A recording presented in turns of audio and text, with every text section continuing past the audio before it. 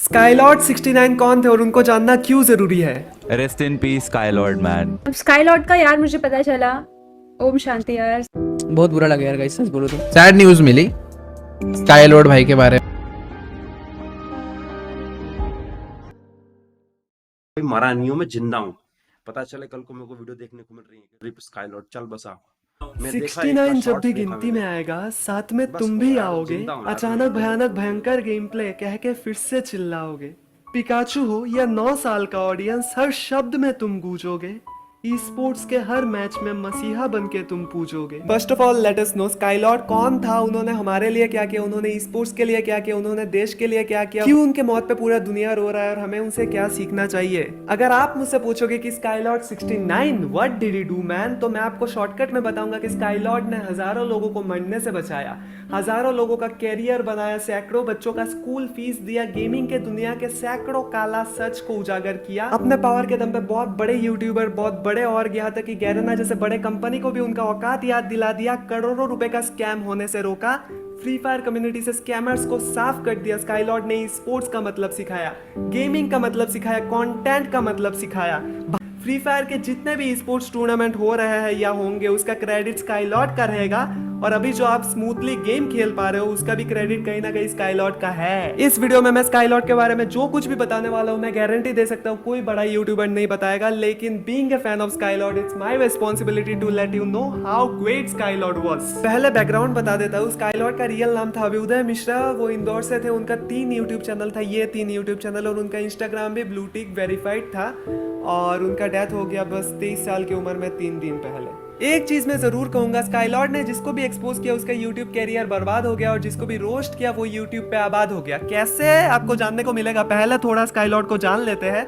और स्काईलॉर्ड को जानने के लिए हमें पहले इंडियन फ्री फायर कम्युनिटी के इतिहास को थोड़ा जानना पड़ेगा। देखो 2018-19 से यूट्यूब पे फ्री फायर के वीडियोस चलते आए हैं, तब गेमिंग और ई स्पोर्ट्स का क्रेज बढ़ रहा था, लेकिन फ्री फायर के जो ऑडियंस और बड़े यूट्यूबर्स थे वो ई स्पोर्ट्स टूर्नामेंट और स्ट्रेटेजिकल गेम प्ले पे उतना ध्यान नहीं दे रहे थे। तब फ्री फायर का प्राइमरी कंटेंट था बस 1v1 custom game play, collection versus prank, giveaway, यही सब। क्योंकि फ्री फायर के मैक्सिमम प्लेयर्स बच्चे हैं तो वो इन गेम एक्सपेंसिव आइटम्स को खरीद नहीं पाते थे, इसीलिए यूट्यूबर्स लोग गिवअवे देके सब्सक्राइबर बढ़ाने लगे। डीजे लोग गिवअवे के दम पे कितने नौसिखिए मिलियन वाले यूट्यूबर बन गए, अब क्या ही बोले।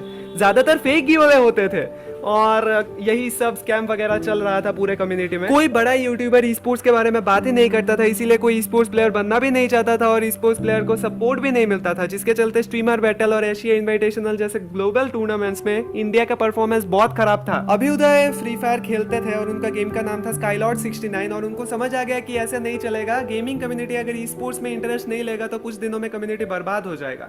इसीलिए मार्च 2020 को वो यूट्यूब पे आया और बहुत जल्द अपना एक पावरफुल सेना बना लिया।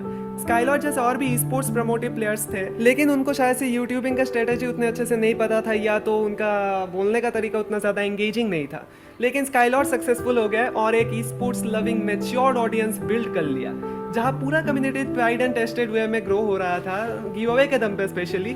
वहां Skylord expose, roast, story time जैसे डिफरेंट और इंटरेस्टिंग कंटेंट बना रहे थे। स्काईलॉर्ड के हिसाब से गिवअवे करना गलत नहीं है, लेकिन गिवअवे के दम पे चैनल खड़ा करना गलत है, वो भी फेक गिवअवे के जरिए। स्काईलॉर्ड ने खुद भी गिवअवे किया था, जो भी उनका टूर्नामेंट जीता था उसे वो स्कूल फीस देते थे, या तो महीने का या तो साल भर का, वो डिपेंड करता था। हाँ, एक गेमिंग यूट्यूबर ने स्कूल फीस का गिवअवे किया। दैट वाज द महानता ऑफ स्काईलॉर्ड। वो सब्सक्राइबर बढ़ाने के लिए बिके नहीं, but unfortunately that was inversely proportional to the growth of his channel. Skylord ने फ्री फायर स्पोर्ट्स के लिए इतना कुछ सोचा, गेम के लिए क्या सही है क्या गलत है इस बात की सबसे ज्यादा समझ थी, लेकिन फिर भी गैरेना वालों के साथ स्काईलॉर्ड का क्यों नहीं बनता था, क्यों गैरेना वालों ने स्काईलॉर्ड को ब्लैकलिस्टेड करके रखा था, मैं बताता हूँ। जब टूर्नामेंट से डिजर्विंग कैंडिडेट्स को निकाल के यूट्यूबर के टीम को एंट्री दिया जा रहा था, तब स्काईलॉर्ड ने आवाज उठाया था। जब टूर्नामेंट में हैकर बढ़ रहे थे और फेयर प्लेयर बेवजह मर रहे थे, तब स्काईलॉर्ड ने आवाज उठाया था, और इसीलिए स्काईलॉर्ड ने भूया ऐप का रेटिंग गिरा दिया अपने ऑडियंस के बल पे। फ्री फायर के ping issues, hacker issues, carding issues, glitch issues पे खुल के बोलने वाला बंदा था स्काईलॉर्ड। फ्री फायर में गन स्किन खरीदा जाता है और जो गन स्किन जितना महंगा वो उतना ही पावरफुल, मतलब पैसा दो और गेम जीत लो। इस पे भी स्काईलॉर्ड ने आवाज उठाया था कि पे टू विन सिस्टम लगा के रखे, उससे नो टू पे टू विन वाला ट्रेंड चलाया था उसने। एडवाइस दूंगा भाई, तुम अपनी पढ़ाई पे ध्यान दो और गेम में टॉप अप मत। स्काईलॉर्ड ने बोला कि देखो भाई, अपने पढ़ाई पे ध्यान दो और गेम में टॉप अप मत करो। यही कुछ कारण था कि स्काईलॉर्ड गैरेना वालों के दुश्मन बन गए, लेकिन यह जरूर सिखाया कि अगर तुम में हिम्मत है तो सामने वाला जितना भी पावरफुल हो तुम उसके खिलाफ खड़े रह सकते हो। स्काईलॉर्ड ने बहुत छोटे छोटे यूट्यूब चैनल को रेड मार के ग्रो होने में हेल्प किया, सियोना श्रेष्ठा और गोकू फाइम के ट्रीटमेंट के लिए फंड रेज किया, और उसका एक बहुत बड़ा क्वालिटी था, जो भी उसका हेल्प करता था वो हमेशा उसके प्रति थैंकफुल रहता था, चाहे वो जीएसके हो या टीएसजी। स्काईलॉर्ड का राइस्टर, रोमियो पागल एम्पटन, श्रेय ज्ञान सबके साथ किसी न किसी कारण से कंट्रोवर्सी हुआ था, लेकिन वो रोस्ट में खत्म हो गया और आज उनके डेथ पे सब रो रहे हैं। स्काईलॉर्ड ने जिसको भी एक्सपोज किया उसका कैरियर बर्बाद हो गया और जिसको भी रोस्ट किया वो यूट्यूब पे आबाद हो गया, और शायद यही वजह था कि जब लोकेश गेमर और डायलैंड प्रोस ने मैक्सिमम बैजेस खरीदने का पागलपंती किया था, तब लोकेश ने खुद से स्काईलॉर्ड को बोला था कि उसके ऊपर रोस्ट बनाए, और स्काई के डेथ पे डायलैंड प्रोस ने भी इंस्टा पे स्टोरी लगाया। रोस्टिंग और एक्सपोजिंग अलग होता है। रोस्टिंग में हालांकि दोनों यूट्यूबर एक दूसरे को गाली देते हैं, लेकिन अंत में दोनों यूट्यूबर का फायदा ही होता है ग्रोथ के मामले में। स्काईलॉर्ड बहुत ही फनी रोस्टिंग करते थे और उनका कुछ सिग्नेचर डायलॉग हुआ करता था जो कि अपने आप में उनको यूनिक बनाता था, जैसे कि 69, अचानक भयानक भयंकर, अखंड, पिरो, पिकाचू, चमत्कार, आंख खोल के सोना, 9 साल का ऑडियंस, भरोसे वाला, और भी वल्लभ तुम कितना प्रो होती, कितना बढ़िया ज्ञान देती। अब हमको बहुत जोर से मन करती कि अब हम तुमको नोबेल पुरस्कार दिलाती। वल्लभ तुमको तो शांति का नोबेल पुरस्कार मिलेगी। यार तुम कितना अच्छा काम किया होती, कितना मोटिवेट किया होती पब्लिक को। कुछ कारणों के चलते वो एंटरटेनिंग भी थे और इन्फ्लुएंशियल भी थे। अभी बात करते हैं स्काईलॉर्ड के एक्सपोज ने कैसे तहलका मचाया। आईफोन में जेस्चर लगा के या पीसी में मैक्रो लगा के अपने बंदे ओपोनेंट में बुला के कैसे कस्टम में one tap game play record किया जाता था, वो स्काईलॉर्ड ने एक्सपोज किया था। राइस्टर के साथ उसका इसीलिए कंट्रोवर्सी हुआ क्योंकि राइस्टर बस वन टैप गेम प्ले बनाता है। जब राइस्टर टूर्नामेंट खेलने लगा तब स्काईलॉर्ड ने राइस्टर के साथ दोस्ती कर ली। जब अज्जू भाई जैसे बड़े क्रिएटर ने वीडियो के डिस्क्रिप्शन में हैक का लिंक लगाया था, तब स्काईलॉर्ड ने प्रूफ के साथ उनको भी एक्सपोज किया था, लेकिन बाद में अज्जू भाई के फैमिली फ्रेंडली कंटेंट और उनके अच्छे बिहेवियर की वजह से उनका तारीफ भी किया था। जब बॉस गिल्ड में हैकर भर गए थे तब स्काईलॉर्ड ने एक्सपोज किया था, लेकिन बाद में जब हैकर्स को किक कर दिया तब बॉस वालों के साथ भी उनका दोस्ती हो गया। अंकुश के चैनल वाले मैटर में सबने अंकुश को सपोर्ट किया था क्योंकि अंकुश तब फेमस था, लेकिन स्काई ने अल्फा को सपोर्ट किया था क्योंकि अल्फा तब सही था, लेकिन बाद में जब अल्फा ने फेक यूट्यूब कोर्स वगैरह बना लिया तब स्काईलॉर्ड ने उसका अपोज भी किया। मतलब स्काई एकदम निष्पक्ष विचार रखता था, कभी भी एक तरफा विचार नहीं दिया। पहले यूट्यूब पे बहुत solo versus squad game play चलता था। स्काई ने उसका भी रियलिटी बताया, कैसे लो रैंक में पीसी में मैक्रो लगा के ये सब वीडियो बनाया जाता है। ग्रैंड मास्टर प्लेयर्स कैसे अपने आईडी में 10 प्लेयर्स को खिला के रैंक पुश करते हैं, वो भी एक्सपोज किया था। गैराना कभी कभी अपने पार्टनर प्रोग्राम वाले यूट्यूबर्स को रिडीम कोड देता है, मतलब किसी गन स्किन का या फिर किसी बंडल का रिडीम कोड हो सकता है, मतलब वो क्लेम करना होता है, वो गिव अवे के लिए दिया जाता है बेसिकली। वो कभी कभी यूट्यूबर लोग बेचने लग जाते हैं। टाइटन्स कार गिव अवे के समय में ज्यादातर बेचने ही लगे थे सभी यूट्यूबर, वो भी एक्सपोज किया था स्काई ने।